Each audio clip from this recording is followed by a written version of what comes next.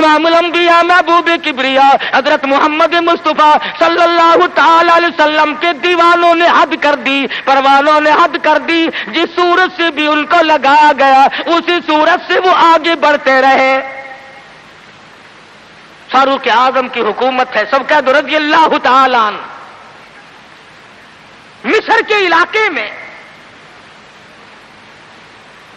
کافروں نے ایک سازش بنائی، لڑکیوں کو ہار و سنگار کر کے کوٹھے پہ کھڑا کر دیا۔ پروگرام مسلمانوں کو پہلے معلوم ہو گیا کہ مسلمان فوج کے کلچر کو تباہ کرنا چاہتے ہیں، مسلمان کے اخلاق و کردار کو برباد کرنا چاہتے ہیں۔ فاروق اعظم کو خط لکھا، اور راستہ کوئی نہیں فوج کے گزرنے کا، ایک ہی راستہ ہے، اور اس راستے کو خراب کر دیا گیا۔ اس راستے میں کانٹے بچھا دیے گئے، حسن کی دولت بکھیر دی گئی تاکہ مسلمانوں کا دل خراب ہو۔ ارے یہ کافر کا بھی عقیدہ ہے کہ اگر مسلمان کا پاؤں پھسل گیا پھر یہ جہنم سے اڑے نہیں ٹھہرتا۔ فاروق اعظم رضی اللہ تعالیٰ عنہ نے خط کا جواب دیا اور صاف صاف لکھ دیا، کوئی پریشانی کی بات نہیں، ساری فوج کو اکٹھا کر کے قرآن کی آیت سنا دو، ساری فوج کو اکٹھا کر کے قرآن سناؤ۔ چنانچہ کمانڈر نے، سپہ سالار نے فوج کو اکٹھا کیا اور قرآن کریم سنا دیا، وَقُلْ لِلْمُؤْمِنِينَ يَغُضُّوا مِنْ أَبْصَارِكُمْ وَيَحْفَظُوا فُرُوجَكُمْ ذَلِكُمْ أَزْكَىٰ۔ السلام علیکم ورحمۃ اللہ وبرکاتہ۔ سب سے پہلے تو میری طرف سے آپ سب کو چھٹا رمضان مبارک۔ اللہ تعالی ہم سب کو ایسے ہی رمضان مبارک کی برکتوں سے فیضیاب فرمائے، اور اللہ تعالی ہم سب کو اس میں زیادہ سے زیادہ عمل کرنے کی توفیق نصیب فرمائے۔ تو دوستو، آج پھر سے میں آپ لوگوں کی خدمت میں قاری حنیف ملتانی رحمۃ اللہ علیہ کا بڑا خوبصورت بیان لے کر حاضر ہوں، جس کا عنوان ہے حضرت خالد بن ولید۔ یعنی حضرت خالد بن ولید وہ صحابی ہیں جن کے بارے میں ان کی تلوار کو اللہ نے سیف اللہ کہا گیا۔ آئیے چلیے سنتے ہیں قاری حنیف ملتانی رحمۃ اللہ علیہ کی آواز میں۔ اللہ تعالیٰ قاری حنیف ملتانی رحمۃ اللہ علیہ کو جنت الفردوس میں اعلیٰ سے اعلیٰ مقام نصیب فرمائے۔ چلتے ہیں بیان کی طرف۔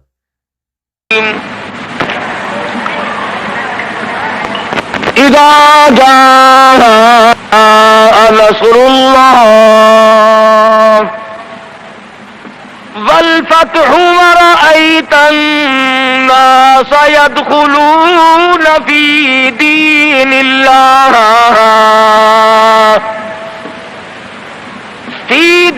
الله أفواجا فسبح بحمد ربك واستغفره إنه كان توابا۔ وقال النبي صلى الله تعالى عليه وسلم كن في الدنيا كأنك غريب۔ وقال النبي صلى الله تعالى عليه وسلم الدنيا مزرعة الآخرة۔ وقال النبي صلى الله تعالى عليه وسلم من أحيا سنتي عند فساد أمتي فله أجر 100 شهيد۔ وقال النبي صلى الله تعالى عليه وسلم من صلى علي واحدة صلى الله عليه 10 مرات۔ صدق الله مولانا العلي العظيم وصدق رسوله النبي الكريم ونحن على ذلك لمن الشاهدين والشاكرين والحمد لله رب العالمين۔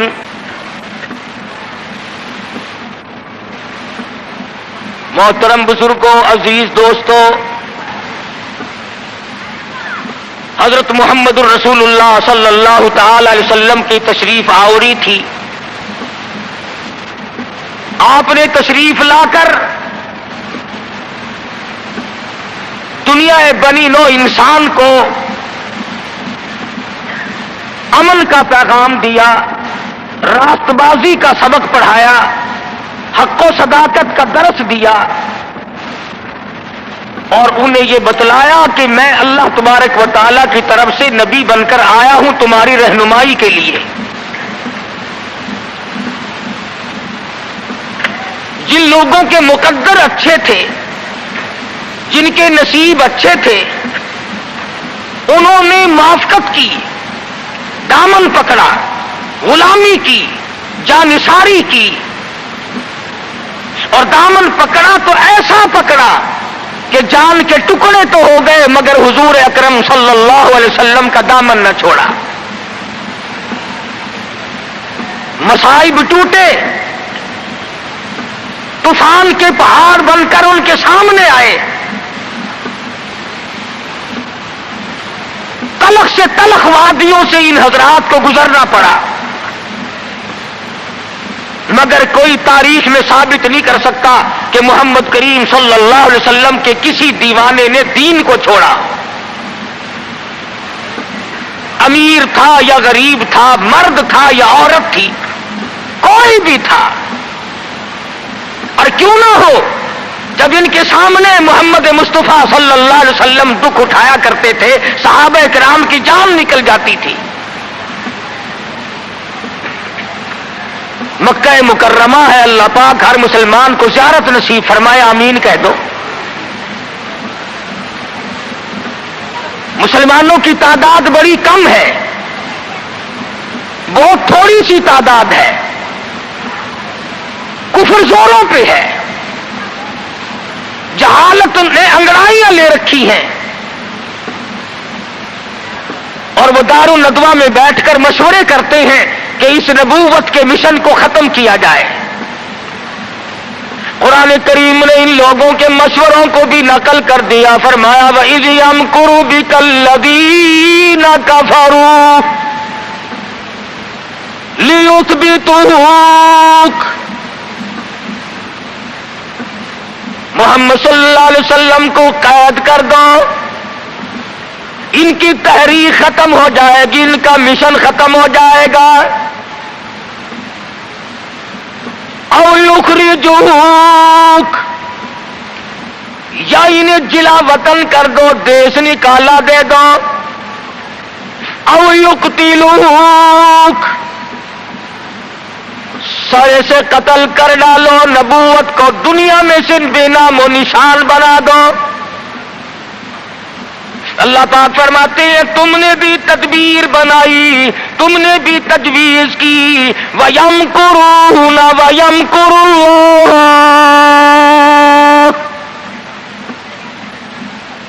تم نے بھی تجویز بنائی، تم نے بھی پروگرام بنایا، تم نے مشورے کیے میرے نبی کو ختم کرنے کے،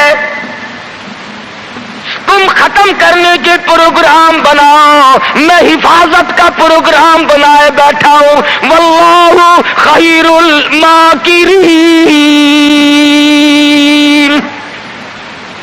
پھر دیکھیں گے کس کی تجویز کارگر ہے، کون آگے نکلتا ہے۔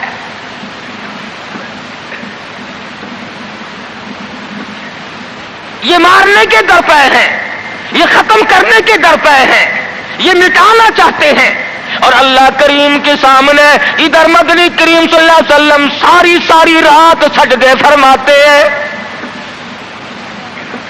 سیدہ عائشہ صدیقہ رضی اللہ تعالیٰ عنہا فرماتی ہے میں سوئی ہوئی تھی، اچانک میری آنکھ کھلی، آپ کا سر سجدے میں ہے، اتنے رو کر دعائیں کرتے ہیں، اس قدر آزاری کی، اس قدر عاجزی فرمائی، آپ کا سانس گھٹنے لگا۔ عائشہ صدیقہ فرماتی ہے میں کلیجے کو پکڑ کر بیٹھ گئی، کہیں آج میں بیوہ تو نہیں ہو جاؤں گی۔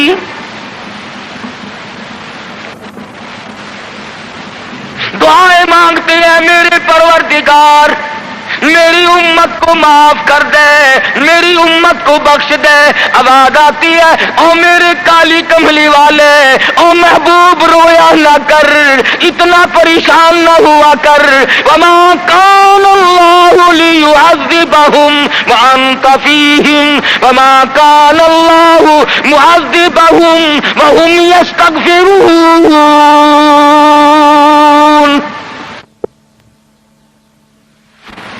میرے محبوب جب تک آپ ان لوگوں میں موجود ہیں میں وعدہ کرتا ہوں ان کو کوئی عذاب نہ دوں گا، ان کو ذلیل نہ کروں گا، ان کو برباد نہ کروں گا۔ اور میرے پروردگار موت تو برحق ہے، موت تو سب کی آئے گی، میں تو یہ وعدہ چاہتا ہوں میرے بعد کی آنے والی، میں جب پردہ کر جاؤں، جب میں رخصت ہو جاؤں، میرے بعد میں جو امت بچے اس کو بھی عذاب نہ دے۔ آواز آئی محبوب تیرے آنسو مجھ سے دیکھے نہیں جاتے، وما کان اللہ معذبہم وہم یستغفرون۔ جو استغفار کرنے والے لوگ ہوں گے، جو مجھے منانے والے لوگ ہوں گے، جو معافی طلب کرنے والے لوگ ہوں گے، میرے محبوب میرا تو سے وعدہ ہے، مجھے اپنی کبریائی کی قسم میں انہیں بھی برباد نہیں کروں گا۔ امت کے لیے رات دن دعائیں مانگی، رو رو کر دعائیں مانگی۔ حضرت ابو ہریرہ رضی اللہ تعالیٰ عنہ فرماتے ہیں مدنی کریم صلی اللہ علیہ وسلم قرآن کی تلاوت فرمایا کرتے تھے، جب عذاب کی آیت آتی اتنا سانس پھول جاتا، اس قدر گھبراہٹ آ جاتی، مجھے یوں آواز آتی جیسے ہنڈیاں کھول رہی ہو۔ نبی ساری ساری رات روئے، نبی کے قدموں پہ ورم آ گئے، ساری رات قرآن کی تلاوت کی۔ امت کی رات فلم میں گزرتی ہے، امت کی رات ٹیلی ویژن پہ گزرتی ہے، امت کی رات بدماشی میں کٹ رہی ہے، امت کی رات بدکاری میں کٹ رہی ہے، سفید داڑھی ہو گئی، قبر کی تیاری ہے، آج تک یہ نہ سوچا ثم لم یتوبوا فلہم عذاب جہنم ولہم عذاب الحریق۔ جلا دینے والا عذاب تباہ کر دے گا۔ کون اس سیرت کو پڑھے؟ قرآن جو سیرت بیان کرتا ہے کوئی کیا سیرت بیان کرے گا؟ صحابہ اکرام نے جن کی آنکھوں نے حضور کا حال دیکھا، تم نے کبھی اپنے نبی کا لباس نہ پوچھا، بٹن کی جگہ میرے آقا کے کرتے مبارک میں کانٹے چبھے ہوئے ہیں، آرام فرماتے ہیں گلے میں کرتا نہیں ہے۔ صحابی نے سوچا مجھ سے زیادہ کسی کو بھوک نہ ہوگی، پیغمبر کے سامنے جا کر کرتا اٹھا دیا، یا رسول اللہ ذرا دیکھو میرا کیا حال ہے، سیدھا نہیں ہو سکتا ہوں، پیٹ پہ پتھر باندھ رکھا ہے۔ رحمت والے ہاتھوں سے کرتا اٹھایا اور صحابہ کی آنکھوں نے دیکھا ایک کے بجائے 2 پتھر بندھے ہوئے۔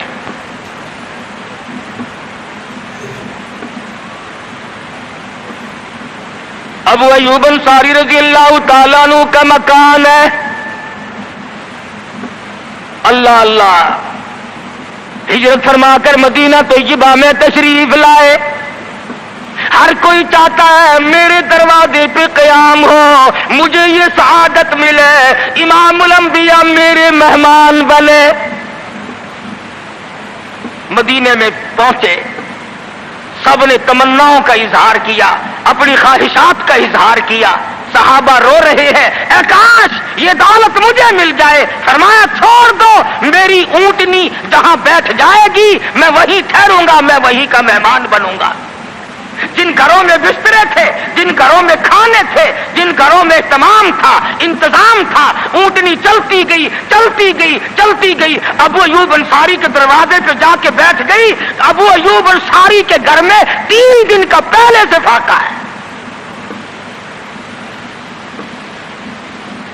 اور مسلمان تو آج مہمان بھی بڑے آدمی کا بن کے راضی ہے، بیٹی دینے کے لیے بڑے آدمی ڈھونڈتا پھرتا ہے، لڑکے کے لیے دلہن تلاش کرنے کے لیے بڑے آدمی ڈھونڈتا پھرتا ہے، رشتے ناتوں کے لیے بڑے بڑے تلاش کرتا ہے، ہر مقام پہ تیری پڑوں پہ نظر ہے، تو غریب پہ نظر ڈالنا چھوڑ گیا۔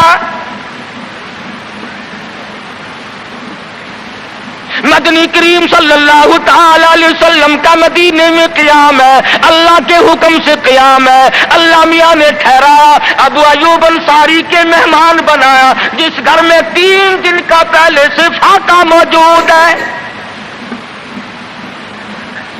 عرض کرنے لگا میرے آقا آپ اوپر قیام فرمائیں گے یا نیچے قیام فرمائیں گے؟ فرمایا ہمیں آنے جانے میں تکلیف ہوگی، ہم اوپر نہیں جاتے، ہم نیچے رہیں گے، بال بچوں کو اوپر لے جاؤ۔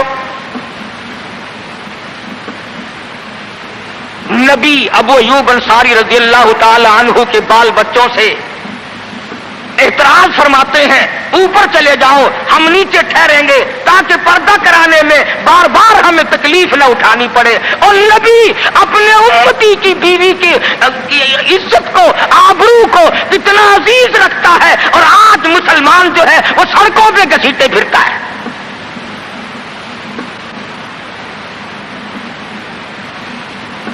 کافی دنوں کی بات ہے، ایک آدمی مجھے ملا، میں نے اخبار، میں روز تو پڑھتا نہیں، اخبار کیا کریں گے، اور میں تمہیں کہتا ہوں یہ تمہارا اخبار پڑھ کر سکھ مسلمان بنے گا؟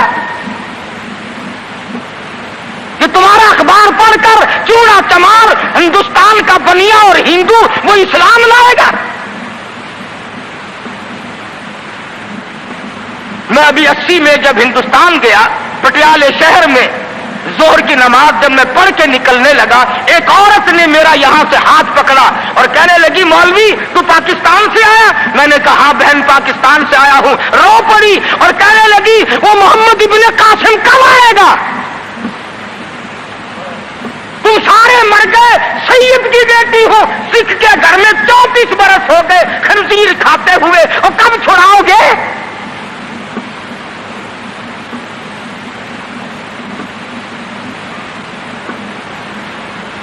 کرنال شہر میں اڈے پہ کھڑے ہوئے ایک عورت نے پوچھ لیا تم پاکستان سے آئے ہو؟ میں نے کہا، رو پڑی، کہنے لگی وہ تمہارا اسلام قرآن کہاں گیا؟ ارے آج تم اپنے آپ کو نہیں سنبھال سکتے، مسلمانوں کی بیٹیوں کی تو تم کب خبر لوگے؟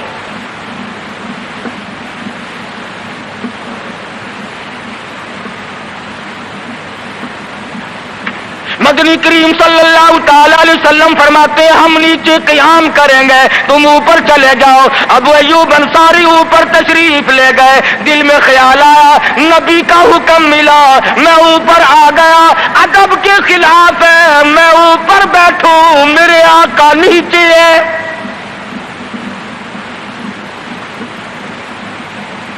تو نے تو نبی کا ادب کرنا بھی نہیں سیکھا، تو نبی کے ادب کی طرف بھی نہیں جاتا۔ ابو ایوب انصاری سے جا کے پوچھ لے، کوٹھے پہ بیٹھنے کے لیے تیار نہیں، کھڑا ہوا سوچ رہا ہے ششو پنج میں ہے، نیچے جاتا ہوں نبی کے حکم کے خلاف ہو جائے گا، اوپر بیٹھتا ہوں بے ادبی ہو جائے گی۔ علماء نے لکھا ہے ابو ایوب انصاری نے مدینے میں ساری رات منڈیرے پہ لٹک کے گزار دی۔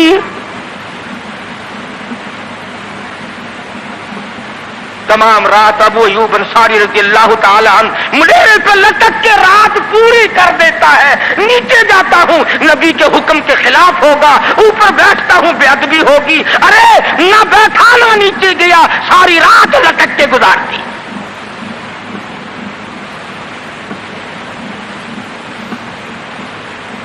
آج ہم سوچنے پر مجبور ہیں کہ آخر ہم بے ادبوں کے ساتھ ہوگا کیا،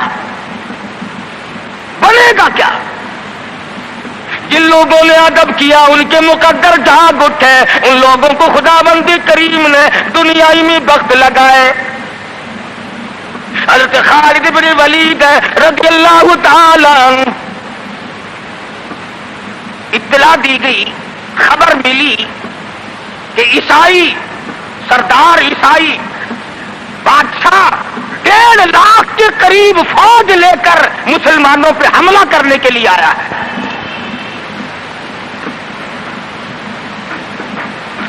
حضرت خالد بن ولید رضی اللہ تعالی عنہ کو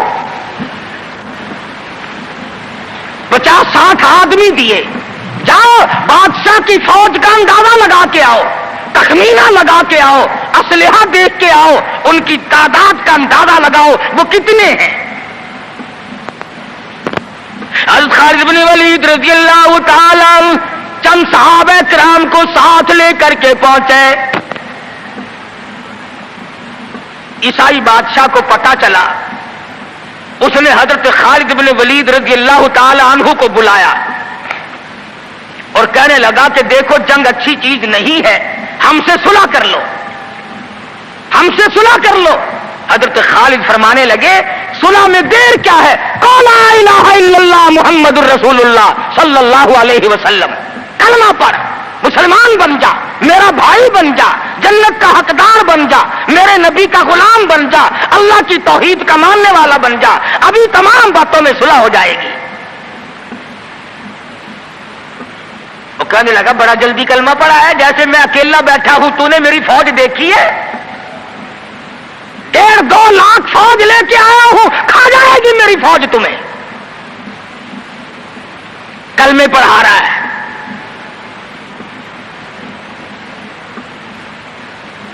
حضرت خالد کو کہنے لگا تجھے پتا نہیں تو کس کے سامنے کھڑا ہے؟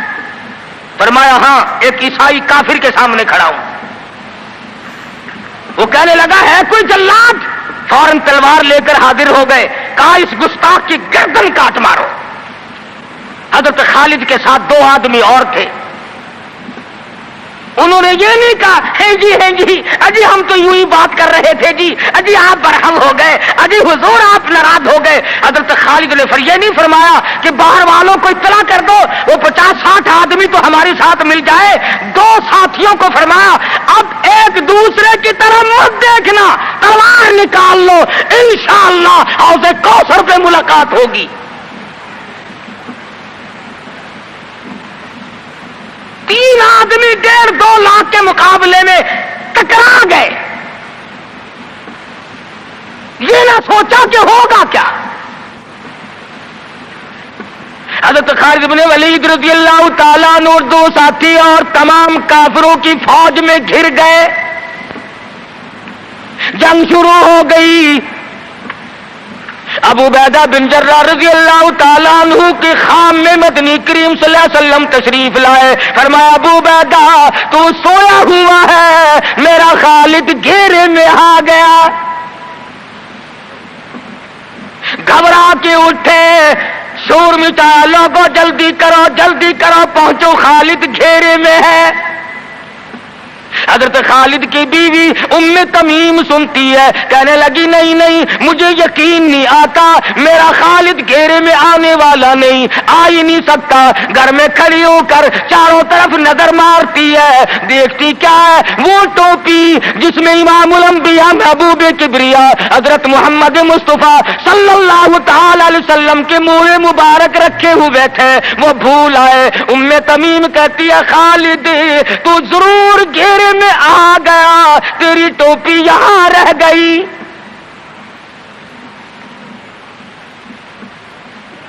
ام تمیم نے ٹوپی لے کر کے شور نہیں مچایا، کپڑے نہیں پھاڑے، چہرہ نہیں نوچا، ابو عبیدہ کے پاس نہیں آئی، بغل میں ٹوپی دبائی، برقع اوڑھا، گھوڑے پہ سوار ہوئی، تلوار لے کر گھوڑے کو سر پٹ چھوڑ دیا. صحابہ دیکھ رہے تھے، ارے یہ کون ہے؟ یہ کوئی جاسوس معلوم ہوتا ہے، اسے پکڑو.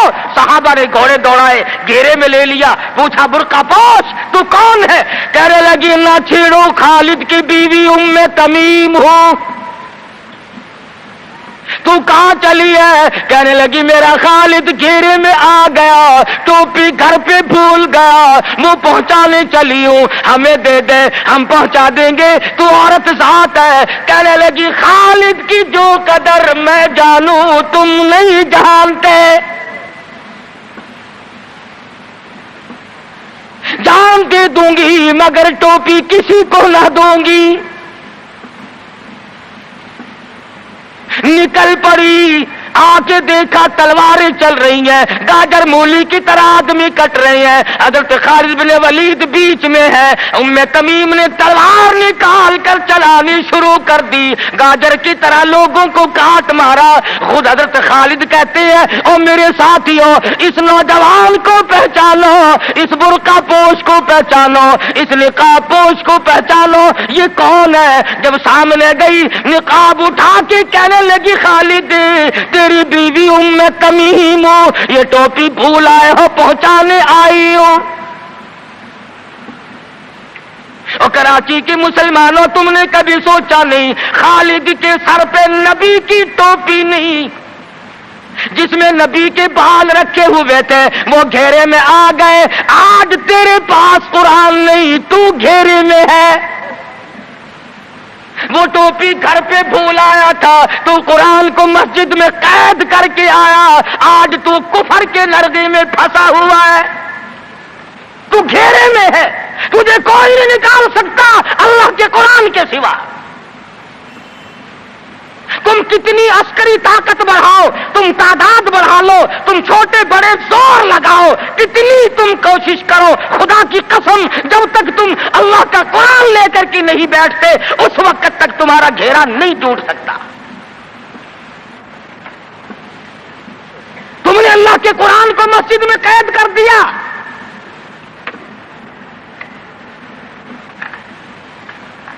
نہ اس کو عوام صدر میں جگہ دی, نہ مارکیٹ میں جگہ دی, نہ محلے میں جگہ دی, نہ برادری میں جگہ دی, نہ خاندان میں کوئی جگہ دی. تمام کو اکٹھا کر لو گے اللہ کے قرآن کو پوچھنے والا کوئی نہیں.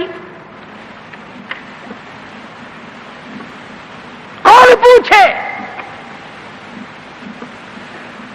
حضرت خالد تو صرف ٹوپی بھول کر آئے تھے, ہم نے قرآن ہی بھلا دیا, نبی کی سیرت کا آئینہ بھلا دیا. خدا کی قسم نبی نے امانت تمہارے سپرد کی ہے. میدان حشر برپا ہوگا اور اللہ کا پیغمبر کھڑا ہو کر تم سے مطالبہ کرے گا لاؤ میری امانت کہاں ہے. کچھ لوگ کہیں گے اور جی ہم تو عشق کی وجہ سے ایسا کر بیٹھتے ہیں, محبت میں ہمیں پتہ ہی نہیں چلا قرآن کہاں رہ گیا. محبت میں ہمیں پتہ ہی نہیں چلا قرآن رہ کہاں گیا. اور تجھے کیسی محبت ہے, تجھے کیسا عشق ہے کہ تجھے آج تک پتہ نہیں چلا. عشق تو صحابہ کرام کو تھا. مدینہ منورہ ہے, اللہ پاک ہر مسلمان کو مدینہ پاک کی زیارت نصیب فرمائے. خدا کی قسم مدینے کی ہوا میں جو خوشبو ہے تمہاری وہ کستوری میں نہیں ہو سکتی, وہ مشک میں نہیں ہو سکتی, وہ عنبر میں نہیں ہو سکتی, وہ زعفران میں نہیں ہو سکتی. ارے مدینے کی ہوا میں جو خوشبو ہے جو گنبد خضرا سے ٹکرا کر آتی ہے اس ہوا میں خوشبو بھی نرالی ہے. صحابہ کہتے ہیں کہ جب ہم نبی صلی اللہ علیہ وسلم کو تلاش کرنے کے لیے نکلتے تو کسی سے پوچھتے نہیں پھرتے تھے بلکہ مدینے کی ہوا بتاتی تھی ادھر آؤ حضور ادھر تشریف لے گئے. مدینہ منورہ میں ایک جنگ کی تیاری فرمائی, صحابہ اکرام کا لشکر تیار فرمایا. حضور اکرم صلی اللہ علیہ وسلم نے جمعے کا دن ہے, صبح کا وقت ہے, لشکر کو ساتھ لے کر کے تشریف لے گئے. 2-3 میل تک رخصت فرمانے کے لیے گئے, دعا کر کے واپس آ گئے. اللہ تمہیں کامیاب فرمائے. صحابی ہے حضور اکرم, سب کہہ دو صلی اللہ علیہ وسلم کا. آؤ عشق کی بات تمہیں بتاؤں. حضور اکرم صلی اللہ علیہ وسلم نے روانگی کے وقت فرما دیا, توجہ کرنا, لشکر کو رخصت کرتے وقت فرما دیا اور میرے دیوانوں اور پروانوں اور میرے جانثاروں بات سنو. پہلے جھنڈا جعفر طیار رضی اللہ تعالیٰ عنہ کے ہاتھ میں دینا, پھر جھنڈا عبداللہ ابن روا کے ہاتھ میں دینا, پھر جھنڈا اسامہ بن زید کے ہاتھ میں دینا. حضور کے کلام کی مراد کو اگر صحابہ نہیں جانتے تو کون جانتا ہے؟ سمجھ گئے صحابہ کہ جعفر طیار شہید ہوں گے. یہ جو حضور نے فرمایا پھر اس کو دینا پھر اس کو دینا, حضور صلی اللہ علیہ وسلم کے کلام کی فرمان کی ارشاد کی مراد اور منشا غرض و غائب صحابہ سمجھ گئے کہ جعفر طیار شہید ہوں گے اور پھر عبداللہ بن روا بھی شہید ہوں گے اور اسامہ بن زید بچ کے آئیں گے. صحابہ کا تجربہ تھا حضور کے کلام کو سمجھنے کے لیے.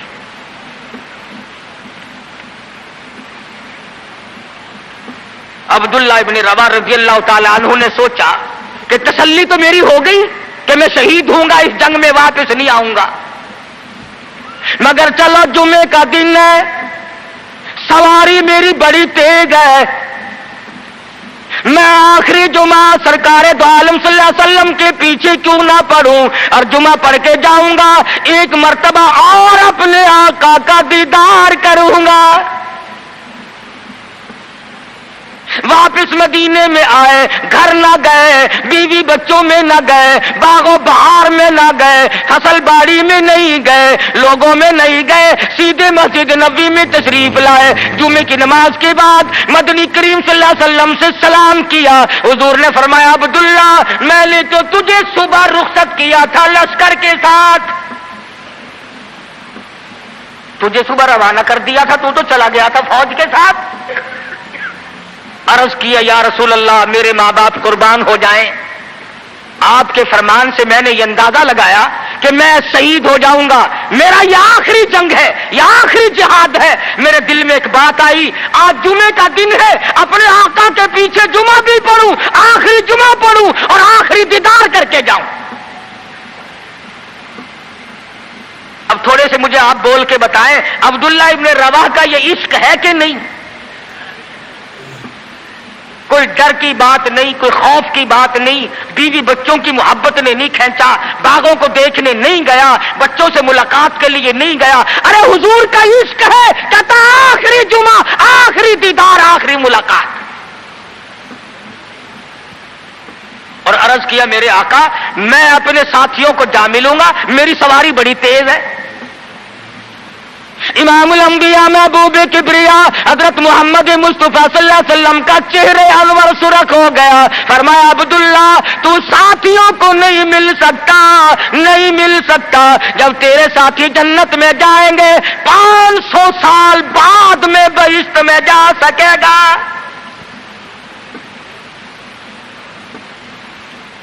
کیوں؟ اس لیے چاہے تم عشق کے تحت آئے، محبت کی وجہ سے آئے، جذبے کی وجہ سے آئے، جمعے کے لیے آئے، میرے دیدار کے لیے آئے، میری ملاقات کے لیے آئے، جب میں نے رخصت کر دیا تھا، میرے حکم میں تاخیر کیوں کی؟ پتا چلا عشق بھی وہ مقبول ہے جو حضور کی غلامی کے اندر ہو۔ غلامی سے باہر جو عشق ہے وہ عشق نہیں، وہ فریب ہے، وہ دجل ہے۔ آج آپ دیکھ لیں، نام دیکھو، شکل دیکھو، نام ہوگا عاشق رسول اور شکل دیکھو تو خدا کی قسم بالکل ایسا معلوم ہوگا جیسے اندرا کا بھتیجا ہو۔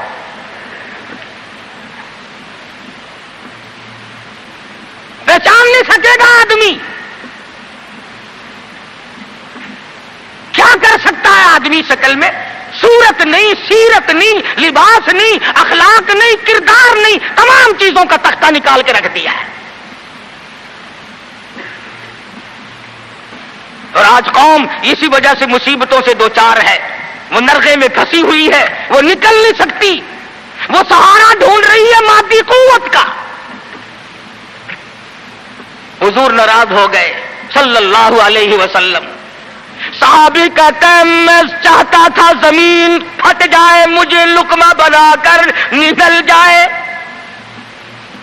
صحابی کہتا ہے مجھے زندگی تلخ لگنے لگی، ہائے میرے آقا مجھ سے ناراض کیوں ہو گئے؟ عبداللہ بن رواح تشریف لے گئے، گھر پھر بھی نہیں گئے، بال بچوں میں پھر بھی نہ گئے، اور جا کر کے جہاد میں شریک ہو گئے۔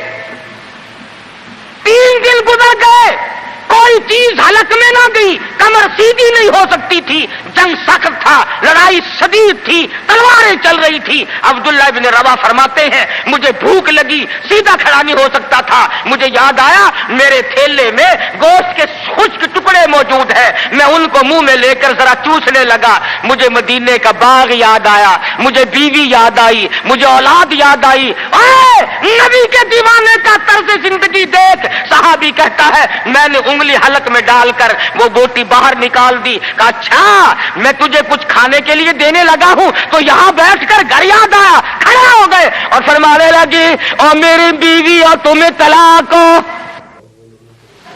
اور میرے باغ بہار جاؤ، اسلام کے لیے وقف ہو تم آج کے بعد میرے نہیں۔ किसी ने पूछा क्या कह रहे हो? फरमाया हाँ हाँ, नक्शा सामने क्यों आया? आखिरी वक्त में दुनिया का नक्शा मेरी आंखों में क्यों खिंचा?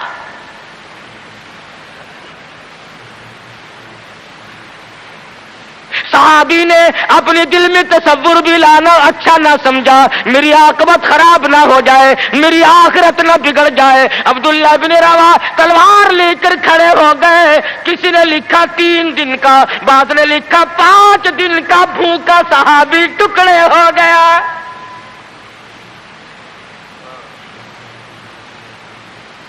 ये था इश्क जिसे इश्क कहा जाता है। लेकिन हुजूर की अंदाजा लगाओ, हुक्म में ताखीर की वजह से 500 साल बाद को बहिश्त में जा सकेगा। और जिन्होंने हुजूर के अहकाम को सरे से ठुकरा दिया, सरे से मानना ही नहीं, इनकार कर दिया, अब ये फैसला तुम करो, अब ये फतवा तुम दो कि वो जन्नत में कब जाएंगे।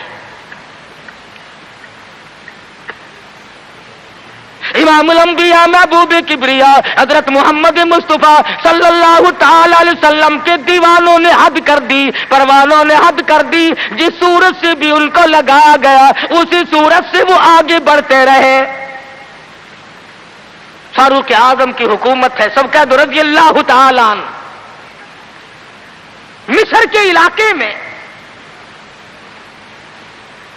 काफिरों ने एक साजिश बनाई, लड़कियों को हारो संगार करके कोठे पे खड़ा कर दिया।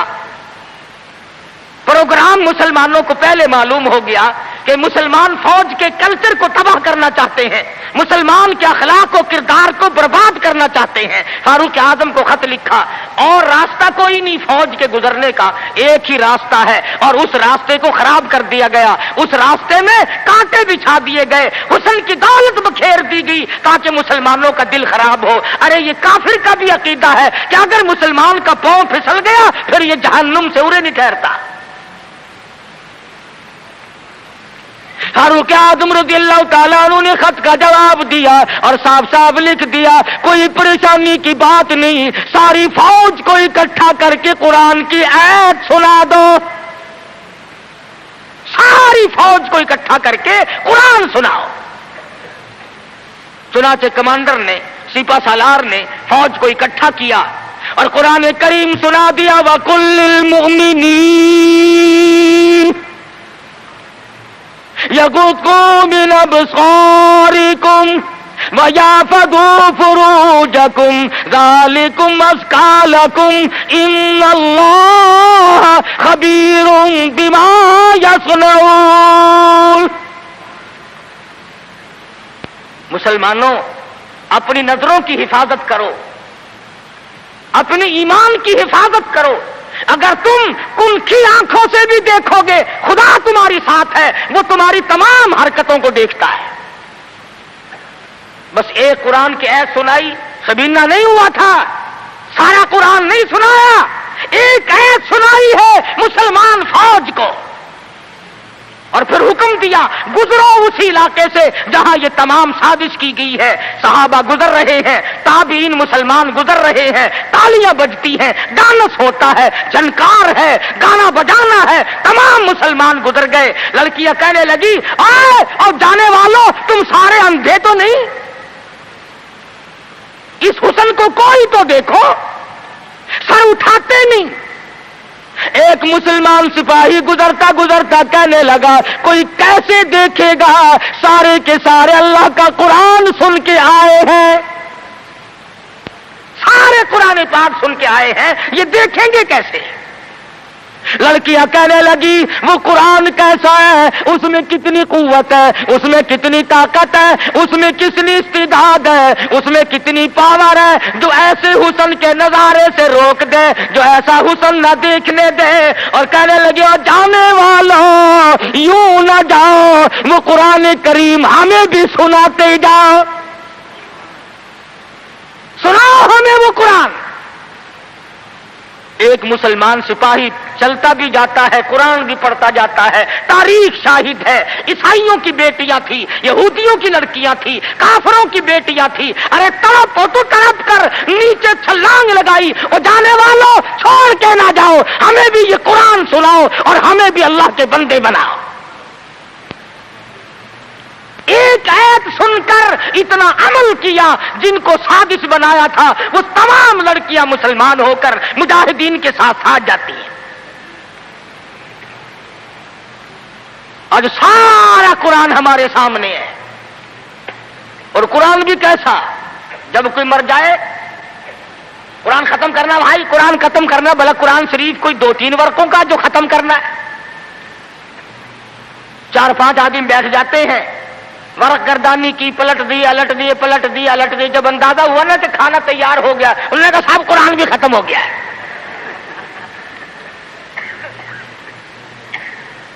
ہمارے یہاں ایک مولانا ہے، لوگ ان کو بہت کہتے ہیں کہ قرآن ختم کرو۔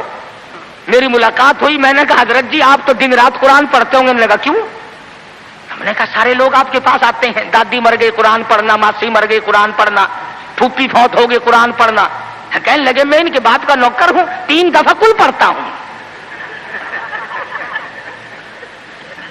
بڑی بات کی اس نے کہ دکان یہ سنبھالے، مکان یہ سنبھالے، کار ان کی، بینک بیلنس ان کا، تمام چیزیں ان کی، ساری رات بیٹھ کر قرآن میں پڑھوں کیوں؟ ہر کوئی اپنی کمائی میں لگا ہوا ہے۔ جو لوگ ملتان جاتے ہیں انہیں پتا ہے کہ چوک بازار ملتان کا سب سے بڑا بازار ہے۔ ایک روز گزرتے گزرتے ایک آدمی آیا اور بڑے مرے دل سے السلام علیکم، میں نے کہا جی وعلیکم السلام، حضور میرے لیے بھی کوئی دعا کرو، کاروبار بالکل نہیں رہا، ٹھنڈا کاروبار ہے۔ وہ شکر ہے میں نے پوچھ لیا، ورنہ مولویوں کی تو عادت ہوتی ہے اللہ برکت دے جی اللہ برکت دے، اور میں نے پوچھ لیا تیرا کاروبار کیا ہے؟ کہنے لگا کفن بیچتا ہوں۔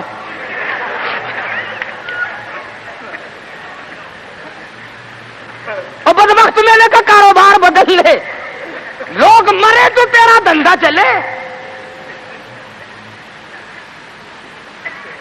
اس لیے لوگوں کو کہا کرتا ہوں کہ مولویوں کو شادیوں میں دیا کرو تاکہ یہ دعا کرے یا اللہ ایک ایک کی 4 شادیاں ہوں۔ اب مرے بغیر تم رسید نہیں دیتے، جب تک مرو گے نہیں مولوی کا گھر میں داخلہ بند۔ کیا کرے مولوی بیچارہ، کدھر جائے؟ سب کی بات یہ ہے۔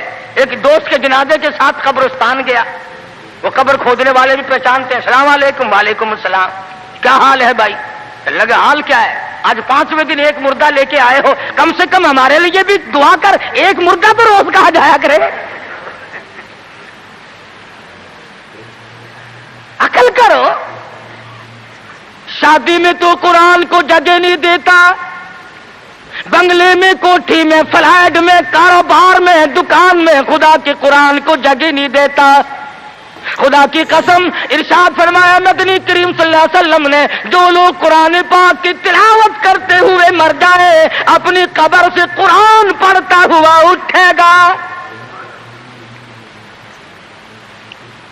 اس کے منہ سے کستوری کی خوشبو آ رہی ہوگی۔ اہل محشر کہیں گے الہی یہ کون لوگ ہیں؟ قیامت کا دن ہے، سخت دن ہے، بڑی پریشانی کا دن ہے، لوگ اپنے پسینوں میں غرق ہیں، اس کے یہاں سے خوشبو آ رہی ہے، یہ کون ہے؟ جواب ملے گا تو گالی بکتا مرا تھا، تو گانے گاتا ہوا مرا، تو گیت سنتے ہوئے مرا، تیرے دماغ میں کنجری بسی ہوئی تھی، تیرے دل میں بدماش عورت بسی ہوئی تھی جب تو مرا، اور یہ وہ ہے جب موت آئی تو میرا قرآن پڑھ رہا تھا۔ آج بھی قرآن پڑھتا ہوا اٹھا ہے، اس لیے اس کے منہ سے برکت، قرآن کی برکت سے خوشبو آتی ہے۔ تم نے برکتوں کو جانتے، یہ بسوں میں دیکھو، ٹیکسیوں میں دیکھو، عقیدہ دیکھ، ایڈی تصویر لٹکی ہوئی ہے، یہ کس کی ہے؟ فلانے بابا کی ہے، سیون شریف والے بابا کی ہے، پاک پٹن والے، اور یہ بابے تھے یا بابن تھی، یہ عورتیں تھوڑی ہی تھی۔ کچھ تو عقل کر، اللہ والوں کی توہین کرتے ہو۔ تیری موٹر کو، کار کو، ویگن کو، بس کو یہ بابا بچائے گا، خدا نہیں بچا سکتا، اسی لیے دھکے کھا رہے ہو کہ تمہارا خدا ریٹائر ہو گیا۔ اور جب خدا کا دروازہ آدمی چھوڑتا ہے اس کی عقل ماری جاتی ہے، اسے پتہ ہی نہیں چلتا کہ عورت کا معاملہ ہے یا مرد کا معاملہ ہے۔ میں عرض کر رہا تھا کہ مسلمان اگر نبی کی سیرت کو سنتا ہے یا جانتا ہے اور مانتا ہے تو کوئی وجہ نہیں کہ مسلمان کو کوئی زیر کر سکے. وہی خالد بن ولید ہیں سب قید رضی اللہ تعالی عنہ. ایک دوسرا موقع آیا، کافر اپنی فوج کو لے کے آیا، بہت بڑا لشکر ہے، بہت بڑا لشکر ہے. کہنے لگا خالد چلا جا، بھاگ جا ورنہ بوٹیاں اڑا دی جائیں گی تیری. کہنے لگا ہاں ہاں تیرے جیسے کئی دیکھے بوٹیاں اڑانے والے، کیا بات ہے. اس نے کہا خالد میں وہ زہر لے کے آیا ہوں کہ اگر تلوار بجھا کر کے مار دی تو ٹکڑے ٹکڑے ہو جائے گا، بھسم ہو جائے گا، جل کر خاک ہو جائے گا.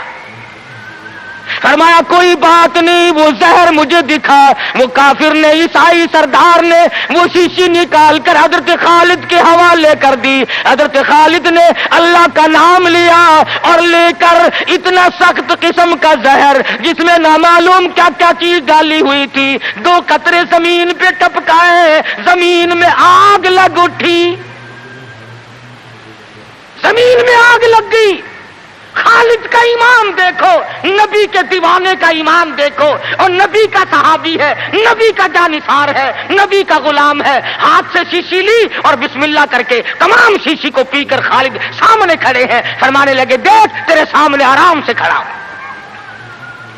کہنے لگا کہ تم تو کچھ بھی نہیں، تمہیں تو یہ زہر کچھ نہیں کہتا، تم کیا کھاتے ہو، تم کیا پیتے ہو، تمہارا کیا مطلب ہے، اور جاؤ اپنے خیمے میں تمہارے پاس آؤں گا. عیسائی سردار گیا، خالد کو کہنے لگا وہ کشتا کھلا، وہ دوا پلا، جس کو زہر کچھ نہ کہے، تلواریں نہ ڈرائیں، تیر نہ ڈرائیں، مرنے سے نہ ڈرے. فرمایا غسل کر، غسل کیا. فرمایا پڑھ لا الہ الا اللہ محمد الرسول اللہ صلی اللہ علیہ وسلم، کلمہ پڑھایا. عیسائی کلمہ پڑھ کے کہنے لگا خدا کی قسم اب وہی جذبہ، وہی ہمت، وہ قوت میرے اندر آ گئی. تم ٹھہرو، اب اس ساری فوج سے میں اکیلا ٹکراؤں گا. چنانچہ وہ ٹکرا گیا اور شہید ہو گیا. تو ایسی صورت میں جب کہ عقائد کا میدان ہمارا یہ ہو اور عمل کا میدان ہمارا یہ ہو اور کردار کی صورت یہ ہو تو بات کیسے بنے؟ اللہ میاں جانتا تھا کہ نبی کی آمد کی خوشی میں نامعلوم ناچیں گے، ڈانس کریں گے، ڈھول بجائیں گے، کیا کیا خرافات کریں گے. اللہ میاں نے اسی دن میں حضور کی وفات رکھ دی. فرمایا اگر خوشی آئے اچھلو مت، غم آئے تو تباہ نہ ہو جاؤ. وہی دن خوشی کا اور وہی دن غمی کا. تجھے غم کا کیا پتا؟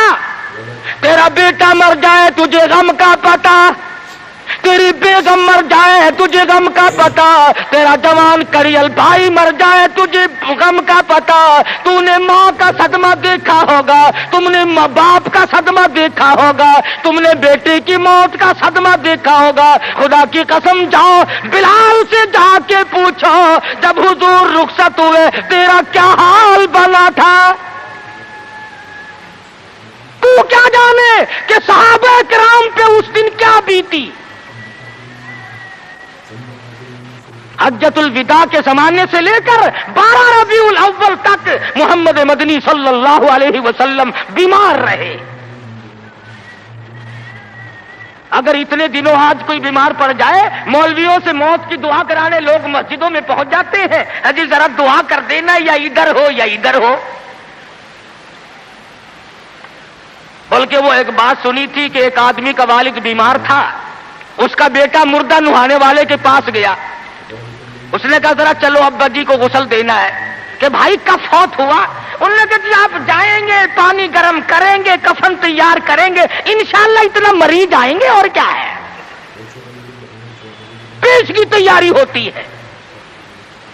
یہ صحابہ تھے جنہوں نے جان کے قیمے بنوا کر کے حضور اکرم صلی اللہ علیہ وسلم کا دیدار کیا تھا.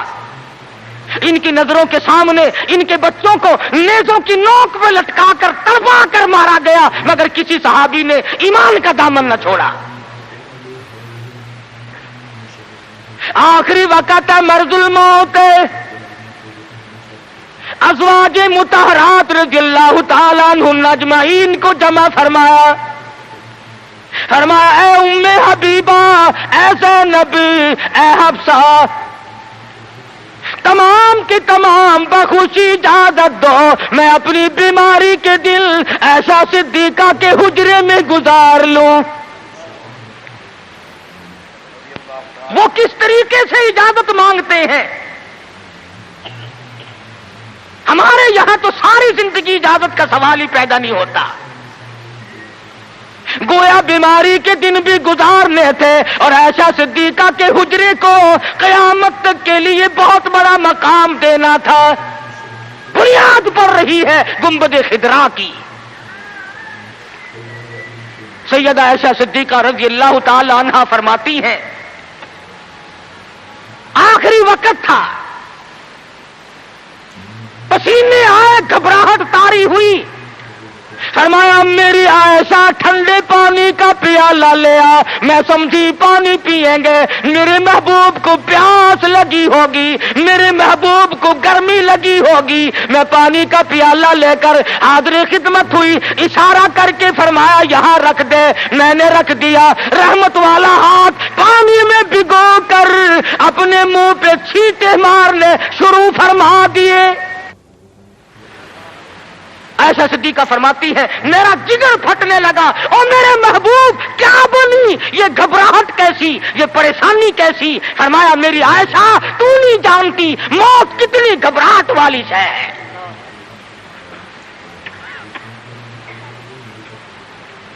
آخری وقت ہے. سیدہ فاطمۃ الزہرا رضی اللہ تعالی عنہا بھی پاس بیٹھی ہیں, سیدہ عائشہ صدیقہ رضی اللہ تعالی عنہا بھی پاس بیٹھی ہیں. ارے گالی دینا بڑا آسان ہے. ایسا صدیقہ سے جا کے پوچھ کہ اس دن تیرا کیا حال بنا جب امام الانبیاء رخصت ہوئے تھے. صحابہ دیوانے ہو گئے, صحابہ جنگلوں کو نکل گئے. اور فاروق جیسے کہنے لگے جو کہے گا حضور کی وفات ہو گئی کہ تلوار سے گردن اڑا دوں گا. بلال کا کیا بنا, سہیل کا کیا بنا, سلمان فارسی کا کیا بنا. ارے جن بچوں کے سر پہ یتیمی کی وجہ سے ہاتھ پھیرا کرتے تھے وہ بچے روئے, مدینے کی عورتیں روئی, مدینے کے بیمار روئے. آج ہم یتیم ہو گئے.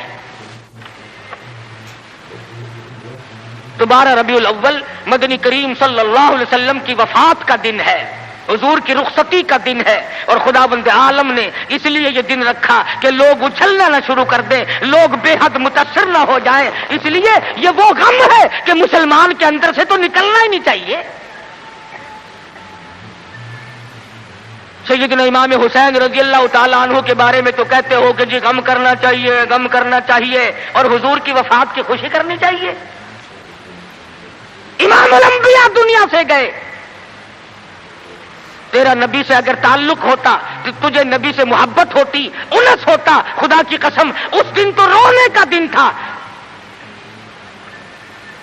اس لیے سیرت نے تمام چیزیں ہمیں بتلائیں اور ساری چیز ہمارے سامنے آ گئی.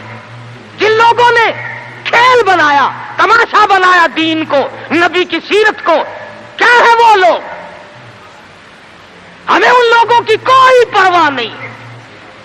خدا کی قسم یہ لوگ تھے جنہوں نے گنبد خضرا پہ بیٹھ کر ایک ایک چھٹاک مصری کی دال کا پانی 11 آدمیوں نے پی کر کے زندگی گزاری. نبی کے روزے پہ بیٹھ کر حدیث کا درس ہم نے دیا, نبی کی مسجد کی امامت ہم نے کی, نبی کے شہر کی گورنری ہم نے کی, نبی کی گلیوں میں جھاڑو ہم نے دی, نبی کے شہر کے دفن کو ہم نے تسلیم کیا. ہم دعائیں کرتے ہیں. جاؤ شیخ الحدیث مقدس الروح کو دیکھو, 20 برس گزر گئے, آج تک گنبد خضرا کے پڑوس میں دفن ہونے کے لیے منتظر بیٹھے ہیں. نعرہ تکبیر, اکابرین علماء دیوبند, قاری فتح محمد صاحب جیسا مقدس الروح نابینا بزرگ حضور کے دروازے پہ پڑا ہے. یہاں دفن ہوں گا, یہاں آقا کے قدموں میں جان دوں گا. تو یہی کلی کھڑکاتا پھرتا رہی ہو, بڑا عاشق ہے نا. یہ برکت نہیں جانتے, اور یہ برکت نہیں, یہ حرکت ہے. ہم تو اس کپڑے کا اکرام کرتے ہیں. خدا کی قسم میں اب جب جشن پہ گیا، 100 سالہ اجلاس پہ گیا، میں نے عرض کیا یارو اس رومال کو ہاتھ لگوا دو، کہنے لگے جی رس بڑا ہے ورنہ ضرور دکھاتے، اور سننے کی ڈبیا میں رکھا ہوا ہے وہ رومال جس رومال کو میرے آقا کا چوگا مبارک لگا ہے، خزانے میں رکھا ہے۔ ہمارے پاس خزانہ وہ رومال ہے، وہ کنتیل ہے خداوند عالم کے محبوب کا جس میں چوگا رکھا ہوا تھا۔ ہم تو اس رومال کی حفاظت کرتے ہیں، اس قرآن کی حفاظت کرتے ہیں، اس سنت کی حفاظت کرتے ہیں جو صحابہ کرام نے ہم تک پہنچائی۔ اللہ پاک مجھے اور آپ کو عمل کی توفیق عطا فرمائے۔ وآخر دعوانا ان الحمدللہ رب العالمین۔ تو میرے پیارے بھائیو، آپ کو یہ بیان کیسا لگا؟ اگر یہ بیان آپ کو اچھا لگا ہے تو ویڈیو کو لائک کریں، شیئر کریں، کمنٹ کریں اور چینل کو سبسکرائب کریں تاکہ ہم آگے بھی ایسی ویڈیو آپ کے لیے لاتے رہیں۔ اب دیجیے اجازت، ملتا ہوں انشاءاللہ اگلی ویڈیو میں۔ السلام علیکم ورحمۃ اللہ۔